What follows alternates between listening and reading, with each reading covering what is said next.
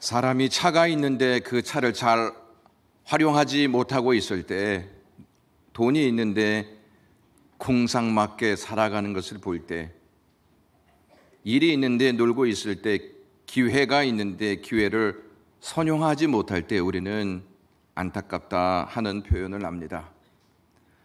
먹을 것이 있는데 먹지 못해서 영양실조에 걸려 있을 때, 탁월한 재능이 있는데 늘 열등감에 빠져 살아갈 때, 건강한데 활동하지 않고 의기소침의 가운데 있을 때, 유익한 것이 있는데 그것을 무익한 것으로 여기며 살 때, 가치 있는 것이 있는데 그것을 한 구석에 처박아 놓고 있을 때, 컴퓨터가 있는데 그것을 잘 활용하지 못하고 있을 때 그 사람을 보면서 우리는 안타깝다는 표현을 합니다. 그런데 우리가 그 사람보다 더 안타까운 삶을 살아가고 있다면 우리의 삶은 매우 우스운 꼴이 되고 맙니다. 믿는 우리는 이 세상 그 어떠한 사람들보다 비교할 수 없는 복된 선물을 받은 하나님의 백성들입니다. 우리에게는 하나님의 나라가 있습니다. 하나님의 나라는 우리의 힘으로 얻을 수도 없고 우리의 힘으로 가질 수도 없습니다. 그러한 하나님의 나라를 받아놓고 우리는 하나님의 나라를 오해하면서 하나님의 나라를 누리지 못하는 삶을 살고 있습니다. 그래서 우리의 삶이 안타깝다고 말할 수 있습니다. 하나님의 나라가 주어졌는데 이것을 누리지 못하고 있으니 얼마나 안타까운 삶을 살고 있는 것입니까? 하나님 나라의 오해는 하나님의 나라가 아직 시작되지 않았다고 여기는 데서부터 시작됩니다. 하나님께서 이스라엘 백성들에게 이미 약속의 땅인 가나안을 주셨습니다. 하나님은 약속하신 땅을 그들에게 주시기 위해서 종살이 하던 이스라엘 백성들이 애굽 땅에서 구원받게 하셨고, 구원받은 이스라엘 백성들이 가나안 땅을 향하게 하셨습니다. 그들은 아직 가나안 땅에 도착하지는 않았지만 하나님께서 이미 그 땅을 주셨기 때문에 받은 것과 똑같습니다. 왜냐하면 하나님께서 그들에게 가나안 땅을 약속하셨을 때에 미래형으로 말씀하시지 아니하고 과거 완료형으로 말씀하셨기 때문입니다. 가나안을 줄 것이다 이 말씀이 아닌 가나안을 주었다 이렇게 말씀하셨습니다. 이미 주셨으니 그것은 얻은 것과 다를 바 없습니다. 하나님이 이스라엘 백성들에게 가나안 땅을 미리 주신 것처럼 우리에게 하나님의 나라를 미리 주셨습니다.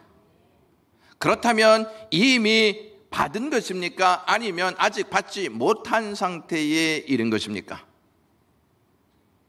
우리는 확인되지 않는 것은 잘 못 믿는 성향을 가지고 있습니다. 눈으로 직접 보고 그곳에 있어야 믿어 의심치 않습니다. 이미 받았는데 아직 받지 않았다고 여기면 하나님의 나라가 우리의 삶에서 시작되었다는 사실을 이해하지 못합니다. 하나님 나라가 우리 삶 가운데에서 시작됐다 하는 사실을 이해하지 못하면 하나님 나라의 삶을 누리지 못합니다. 차를 타고 가고 있는데 왜 차가 오지 않습니까? 말하는 것과 똑같습니다. 하나님의 나라에 대한 오해는 죽은 이후에 시작되는 것으로 생각하기 때문입니다. 어쩌면 우리는 하나님의 나라를 한가지게 죽음 이후에 누리고 싶어 하는지도 모릅니다. 하나님의 나라가 이미 우리의 삶 속에 시작되었는데도 말입니다. 그리고 하나님의 나라를 받은 우리는 하나님 나라에 대한 생각은 가지고 있지만 하나님 나라의 삶에 대해서는 그렇게 큰 관심을 갖고 있지 않습니다. 하나님 나라는 생각하고 있는데 하나님 나라의 삶에 대해서는 생각하고 있지 않다는 것입니다. 하나님 나라의 삶에 대해서 그다지 많은 관심을 가지고 있지 않기 때문에 하나님의 나라와 하나님 나라의 삶을 서로 연결시키지 못하고 있는 실정입니다. 그래서 안타까운 것이죠. 하나님 나라에 대한 바른 정립이 없으면 안타깝게도 우리는 평생 하나님 나라에 대한 오해로 우리의 삶 속에서 하나님의 나라를 누리지 못하고 살 것입니다. 내 명의로 집을 장만했을 때 내 짐이 그 집 안으로 들어가야 내 집이 되는 것입니까? 아니면 내 집이 내 명의로 되는 순간부터 내 집이 되는 것입니까? 무슨 말씀 하시는지 잘 모르겠습니까? 내 명의에 내 이름이 딱 기재되는 순간 그때부터 그 집은 내 집인 것입니다. 하나님의 나라도 죽은 후에 하나님 나라에 들어갔을 때부터 시작되는 것이 아니고 예수님께서 하나님 나라를 우리에게 주신 때부터 시작되는 것입니다. 예수님이 이 땅에 오신 목적은 우리를 죄에서 구원하시고 하나님의 나라를 주시기 위함이었습니다. 주님께서 우리를 구원하시고 하나님의 나라를 주셨을 때부터 우리는 하나님 나라의 삶을 살게 되는 것입니다. 하나님의 나라는 예수님이 오심으로부터 본격적으로 시작되었습니다. 예수님이 공적 생애를 시작하시면서 마태복음 4장 17절에 회개하라 천국이 가까웠느니라 이렇게 선포하셨습니다. 예수님은 왜 공생애를 시작하는 이 시점에서 하나님의 나라를 선포하셨을까요? 예수님은 생각 없이 무심결에 내뱉은 말이 하나님 나라라고 생각하십니까? 하나님의 나라는 예수 그리스도의 공생의 사역과 직접적인 연관을 가지고 있습니다. 예수님이 하나님 나라를 선포하신 시점이 하나님 나라를 이해하는데 매우 중요한 기반이 된다는 사실을 아셔야 합니다. 그것을 알기 위해서 두 가지 내용을 살펴보아야 합니다. 먼저 마태복음 1장을 보시면 예수님의 족보가 자세히 기록되어 있습니다. 마태는 예수님의 족보를 아브라함서부터 소개하기 시작하고 마지막에 예수 그리스도를 우리에게 알려줍니다. 예수님의 족보를 정리하면서 마태가 17절에 이렇게 언급하는 내용을 알려줍니다. 그런즉 모든 대수가 아브람부터 다윗까지 14대요 다윗부터 바벨론으로 사로잡혀갈 때까지 14대요 바벨론으로 사로잡혀간 후부터 그리스도까지 14대더라. 이렇게 3번 반복하여서 14대, 14대, 14대라는 사실을 알려줍니다. 이것을 합하면 42대가 나옵니다. 마태는 무슨 의도로 예수님의 족보를 42대로 정리하였을까요?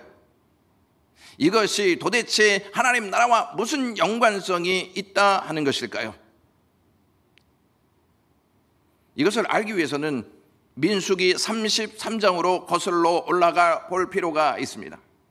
민수기 33장을 보시면 이스라엘 백성이 애굽의 람셋을 떠나 가나안 땅 앞에 있는 모압 평지까지 갔다는 내용을 우리에게 알려주는데 그 장소가 42곳입니다. 애굽 땅에서 가나안에 들어가기 전까지의 장소를 42곳으로 우리에게 알려주고 있다는 사실이 매우 중요합니다. 가나안 땅은 하나님 나라의 상징입니다. 그렇다면 마태가 언급한 42대의 족보와 모세가 언급한 42곳의 장소는 서로 연관성을 가지고 있다 하는 것을 짐작할 수 있습니다. 애굽을 떠나 모압 평지 그 다음이 가나안 땅입니다.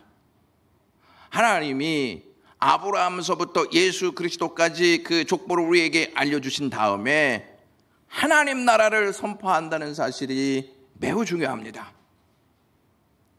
민수기 33장을 보시면 가나안 땅을 앞에 두고 대제사장 아론이 죽습니다.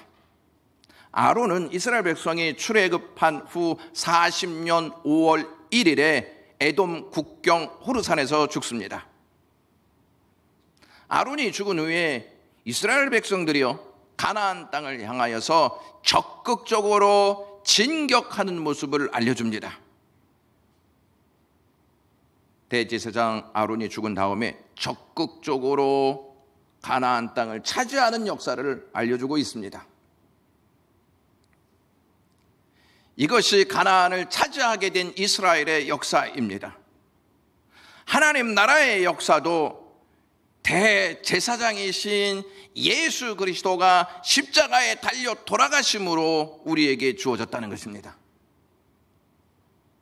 대제사장 아론이 가나안 밖에서 죽었듯이 예수 그리스도가 영문 밖에서 돌아가셨습니다.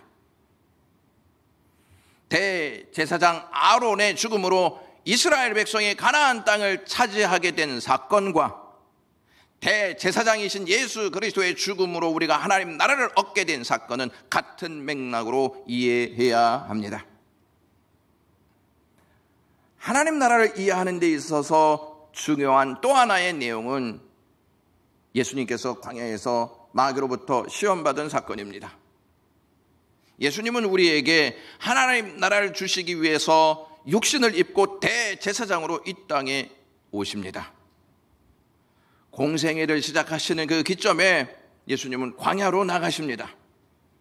예수님은 광야에서 40일 동안 금식하신 후에 마귀에게 직접적인 유혹을 받습니다. 예수님은 마귀에게 3가지 유혹을 받는데 첫 번째가 이 돌들을 떡덩이가 되게 하라 하는 유혹이었습니다. 예수님 40일 동안 금식하지 않았습니까? 제일 배가 고픈 상황이었습니다. 이 마귀는 예수님의 이 연약한 상태를 알고 돌들을 떡덩이 되게 하라는 유혹을 던집니다. 두 번째는 예수님을 성전 꼭대기로 데려가 그곳에서 뛰어내려봐 하나님께서 너를 보호하시는지 보호하시지 않는지 한번 시험해 보라는 유혹을 합니다. 마지막으로 예수님을 지극히 높은 산으로 데리고 가서 천하만국을 보여줍니다. 그리고 영광을 다 너에게 줄 터이니 나에게 경배해라 이렇게 말합니다. 이게 무슨 의미냐면 내가 십자가를 지지 않고 내가 고난의 길을 가지 않아도 영광을 가질 수 있다는 것입니다. 그런데 예수님은 이 3가지 유혹을 말씀으로 다 이기십니다. 마귀는 에덴 동산에서 아담과 하와를 거짓으로 유혹해 하나님의 말씀을 버리게 하고 하나님의 말씀을 버리게 해서 하나님과의 관계를 어긋나게 만들었습니다. 그리고 에덴 동산에서 쫓겨나게 했습니다. 하나님의 대리자인 아담과 하와를 유혹한 마귀는 하나님의 아들로 오신 예수 그리스도를 유혹합니다. 하나님의 대리자인 아담과 하와는 마귀의 유혹에 넘어가 죄를 짓지만 하나님의 아들로 오신 예수 그리스도는 말씀으로 마귀의 유혹을 이기십니다. 마귀를 이기신 후에 예수님은 하나님의 나라를 선포합니다. 아담이 타락한 이후로 마귀는 전 세계를 지배했습니다. 성경은 마귀를 공중의 권세 잡은 자로 묘사합니다. 에베소서 2장 2절 말씀에 그때 너희는 그 가운데에서 행하여 이 세상 풍조를 따르고 공중의 권세 잡은 자를 따랐으니 이렇게 말합니다. 여기에서 공중이란 대기권을 의미합니다. 호흡이 이루어지는 곳, 곧 인간 세상을 말합니다. 마귀는 인간 세상을 지배합니다. 이 마귀라는 이 단어가 히브리 말로는 사탄이고 헬라어로는 디아볼로스입니다. 어떤 뜻을 가지고 있냐면 대적자, 참소자라고 하는 뜻을 가지고 있습니다. 그들은 하나님을 대적합니다. 그리고 사람들 마음속에 의심을 일으키고 하나님을 믿지 못하게 만듭니다. 또한 사람들을 서로 참소하고 고발하여 다투게 만듭니다. 사람들로 하여금 거짓을 말하게 하고 죄를 짓게 만들어서 하나님과 완전히 거리를 두게 합니다. 예수님이 오신 세상은 죄가 득실거리는 곳으로 마귀가 관자에 앉아 임금 노릇하는 곳입니다. 세상은 마귀의 종이 되어서 종 노릇하면서 죄를 마구 쏟아내고 있습니다. 한 나라를 정복하기 위해서 반드시 해야 할 것은 그 나라 임금을 굴복시키는 것입니다. 세상 나라에 하나님 나라를 선포하기 위해서는 세상의 임금인 사탄을 이겨야만 합니다. 요한복음 12장 31절에 이제 이 세상에 대한 심판이 이르렀으니 이 세상의 임금이 쫓겨나리라. 이스라엘이 광야를 거쳐 가나안 땅에 들어갔던 것처럼 예수 그리스도 역시 광야에서 말씀으로 사탄을 이기시고 하나님의 나라를 선포하셨습니다. 그러므로 세상에 하나님의 나라가 이미 임한 것입니다. 예수님께서 마태복음 12장 28절에 내가 하나님의 성령을 힘입어 귀신을 쫓아내는 것이면 하나님의 나라가 이미 너희에게 임하였느니라 말씀하셨습니다. 하나님의 나라가 이미 이 땅에 임하였으니 우리가 이 땅에서 하나님의 나라의 삶을 살 수 있는 것이 당연하지 않습니까? 예수님은 천국이 왔다 이 소식을 전하는 것으로 끝나지 아니하시고 이 땅에서 천국의 삶을 어떻게 살아내야 하는지까지 말씀하셨습니다. 마태복음 4장에서 예수님은 천국을 선포하십니다. 5장에서는 천국의 삶을 말씀하십니다. 마태복음 5장에서부터 7장까지의 말씀을 산상보훈이라고 합니다. 산상보훈은 예수 그리스도의 말씀 중에 가장 귀하고 보배로운 교훈이라는 의미를 가지고 있습니다.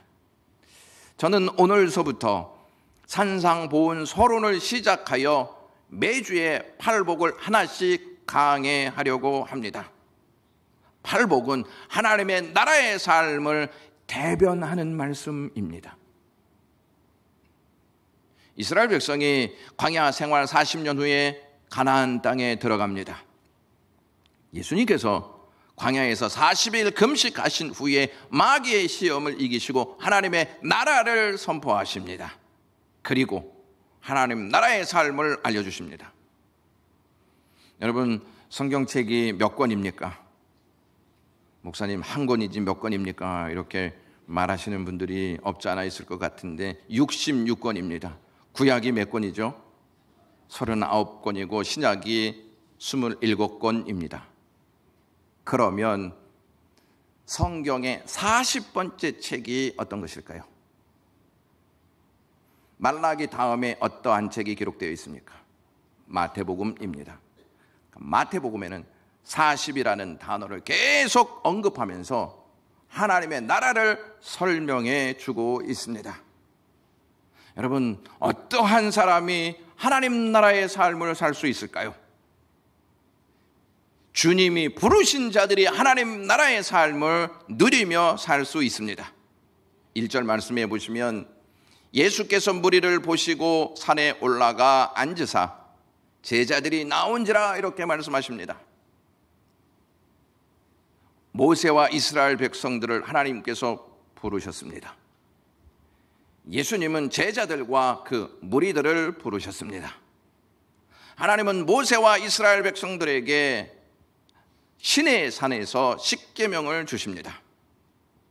예수님은 제자들과 무리를 산에 부르셔서 보배로운 하나님 나라의 말씀을 가르치십니다.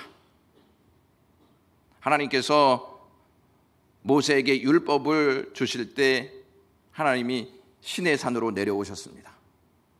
예수님은 육신을 입고 이 세상에 내려오셔서 하나님 나라의 말씀을 가르치시기 위해서 산으로 올라가십니다.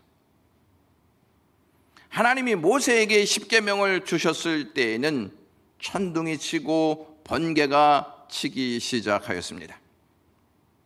예수님이 하나님 나라의 말씀을 가르치실 때에는 입을 열어서 가르치셨습니다. 모세가 하나님께로부터 율법을 받을 때에는 사람들이 가까이 오지 못하도록 경계를 정하셨습니다. 그러나 예수님은 그들이 가까이 와서 하나님의 말씀을 들을 수 있게 하셨습니다. 하나님의 나라는 어떠한 곳이냐? 하나님의 말씀의 통치를 받는 곳입니다. 그러므로 하나님의 나라의 삶을 사는 자는 하나님의 말씀을 듣고 그 말씀에 따라 순종합니다. 하나님은 애굽의 통치를 받았던 이스라엘 백성들에게 하나님의 법인 십계명을 주십니다. 십계명을 주신 이유는 이스라엘 백성들아, 너희는 더 이상 애굽 백성이 아니다. 너희들은 내 백성이기 때문에 내 법을 가지고 살아야지. 이러한 메시지와 함께 십계명을 주십니다. 그러므로 이스라엘 백성은 종살이 하던 애굽의 문화와 애굽의 종교와 애굽의 삶을 청산하고 하나님의 말씀을 듣고 하나님의 말씀에 따라 살아야 했습니다. 이스라엘 백성들이요, 1세대가 광야에서 죽습니다. 왜 죽냐?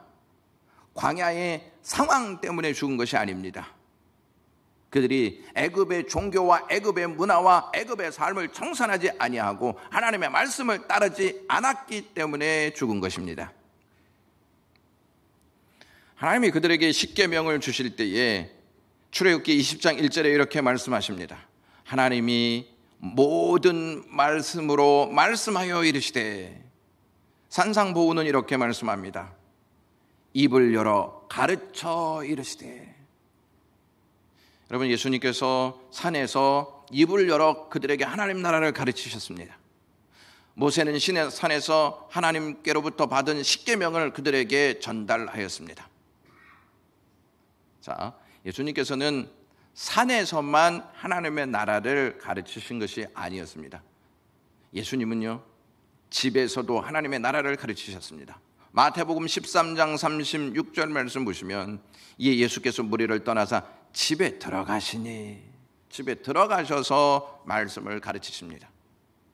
집뿐만 아니라 예수님은 평지에서도 하나님의 말씀을 가르치십니다. 누가복음 6장 17절 말씀에 예수께서 그들과 함께 내려오사 평지에 서시니 그 제자의 많은 무리와 예수의 말씀도 듣고 병 고침을 받으려고 유대 사방과 예루살렘과 두로와 시돈의 해안으로부터 온 많은 백성도 있더라, 이렇게 말씀합니다. 이를 통해서 우리가 알 수 있는 것은 예수님은 백성들 수준에 맞게 낮아지심으로 백성들 삶 깊은 곳까지 들어가셔서 하나님의 나라의 말씀을 가르치셨다는 것입니다.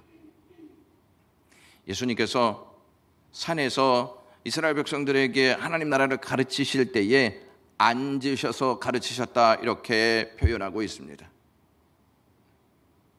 그 당시에 가르치는 권위자는 앉아서 가르치는 것이 관례였습니다. 마태복음 26장 55절에 내가 날마다 성전에 앉아 가르쳤으되, 이렇게 말씀합니다.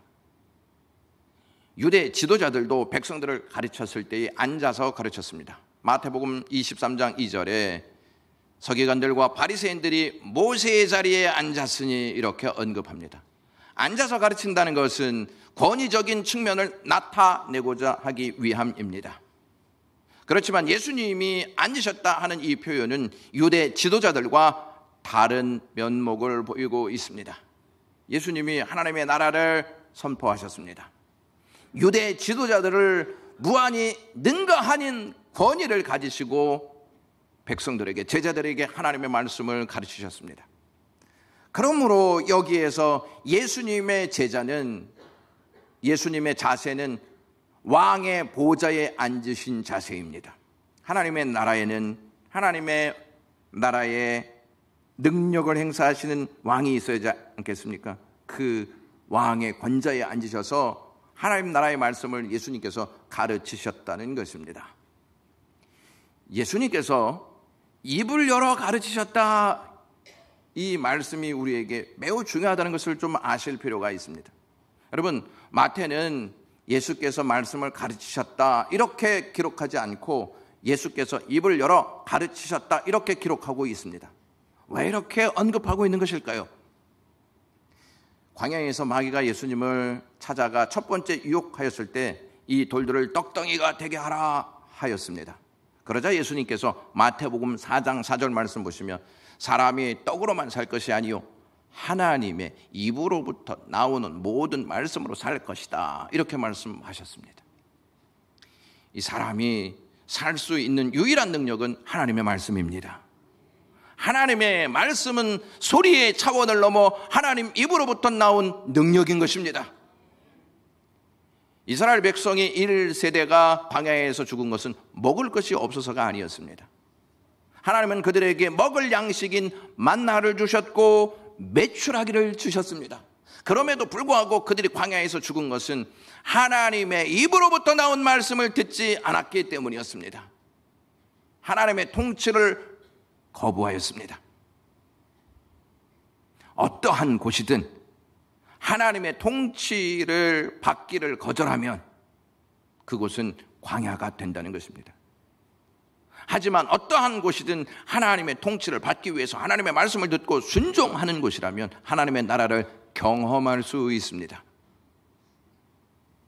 하나님의 말씀이 입으로부터 나온 것처럼 하나님의 나라, 이 말씀 역시 예수 그리스도의 입으로부터 나온 것이기 때문에 예수님의 입에서 나온 한마디 한마디의 말씀을 우리가 믿고 신뢰하면서 받아 먹어야 할 줄로 믿습니다.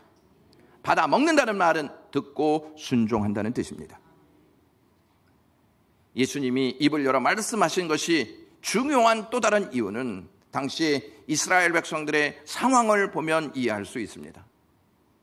구약의 마지막 선지자가 말라기입니다. 이 말라기 선지자의 끝으로 선지자가 이스라엘 백성들에게 보내지지 않습니다. 400년 동안 보내지지 않는 것이죠. 그래서 이스라엘 백성들이 이 시기를 가르쳐서 암흑기다 이렇게 말합니다. 어둠의 시기다 이렇게 말합니다. 왜냐하면 하나님께서 선지자들을 보내시지 않았기 때문에 하나님의 말씀을 들을 수가 없었기 때문이었습니다. 그래서 그들은 비로소 알았습니다. 하나님의 말씀을 듣지 못하는 현실이 얼마나 참혹하고 얼마나 견디기 힘든 상황인지를 알았습니다. 그러한 현실 속에서 그들은 하나님이 자신들을 버리셨다 이렇게까지 말했습니다. 하나님이 입을 열어 말씀하시지 않는다면 그곳은 소망이 없습니다. 여러분들에게 있어서 가장 암흑기는 언제라고 생각하십니까? 물질의 공급을 받지 못하는 삶, 질병으로 인해 기력을 찾지 못하는 삶, 힘든 상황이 반복되는 삶, 돌파구를 찾지 못하는 삶, 일이 잘 풀리지 않는 삶이 가장 암흑기라고 생각하십니까? 우리에게 있어서 가장 암흑기는 하나님의 말씀을 듣지 못하거나 들으려 하지 않는 삶입니다. 하나님의 나라는 하나님의 말씀을 듣는 데서부터 시작됩니다. 하나님의 말씀을 듣지 않고 하나님의 나라를 생각한다는 것은 어불성설이고 허상을 꿈꾸는 것과 똑같습니다. 하나님의 나라는 새로운 삶을 의미합니다. 하나님의 나라의 삶을 살지 않으면 옛사람의 모습으로 사는 것과 같습니다. 여러분, 예수님께서 산상보훈의 시작을 팔복으로 시작하셨다는 사실을 알고 계실 것입니다. 7복도 있고 12복도 있는데 왜 하필이면 8개의 복으로 말씀하셨을까요? 이스라엘 백성들에게 있어서 숫자는 다 의미가 있습니다. 성경에서 8이라는 이 숫자는 새로운 출발을 의미하는 단어입니다. 재생과 부활의 수로 구세주와 인류 전체를 상징하고 있고 새로운 시대를 상징하는 숫자가 8이라는 숫자입니다. 하나님께서 노아에게 홍수 심판을 예고하셨습니다. 홍수 심판을 위해서 방주를 만들었습니다. 방주 안에 몇 명이 들어갔을까요? 8명이 들어갔습니다. 왜 8명일까요? 하나님은 이 홍수 심판 이후로 새로운 시대를 이 가족들과 함께 열 것이라는 의도를 담고 있습니다. 예수님께서 한 주간에 8일째 되던 아침에 부활하셨습니다. 유대인들이 새로 태어난 아기를 8일 만에 할례를 행합니다. 예수님도 8일 만에 할례를 받으셨습니다. 하나님께서 사울을 딱 버리시고 이새에게 다윗을 기름 붓도록 사무엘을 딱 보내십니다. 다윗 위로 7명의 형들이 있었습니다. 7명의 형들을 하나님이 원하지 않았습니다. 맨 마지막 8번째인 다윗을 딱 선정하시고 기름을 붓습니다. 무엇을 의미하냐면 이 다윗으로 새로운 시대를 열겠다는 뜻입니다. 다윗의 후손으로 누가 나오시냐면 예수 그리스도가 나오십니다. 무슨 의미입니까? 예수 그리스도로 말미암아 새로운 역사를 여시겠다 하는 하나님의 계획이 거기에 담겨 있는 것입니다. 중세 대성당 가운데 하나인 클르니 대성당의 8번째 기둥머리에 이러한 글자가 써 있다고 합니다. 8은 모든 성자들이 천국에 임했음을 알려주는 숫자다. 예수님이 8가지의 복을 말씀하신 것은 이것이 하나님 나라의 삶, 즉 새로운 삶이 시작되었다는 사실을 알려주고 있는 대목입니다. 여러분, 우리나라에 하나님의 나라가 임한 거 아십니까? 모르십니까? 우리나라에 하나님의 나라가 임한 역사적인 근거를 여러분들에게 말씀드리겠습니다. 우리나라 구한말에 한 안종수라고 하는 사람이 있었습니다. 그는 1881년에 신사유림단의 일원으로 일본을 방문하게 됩니다. 그때 동경에서 쯔다라고 하는 일본 농학계의 권위자를 만나게 됩니다. 초청을 받아서 그 집으로 가게 되었는데 그 집에서 산상보온이 걸려있는 것을 발견하게 됩니다. 그것을 보고 그것을 읽고 이 안종수가 큰 감복을 받습니다.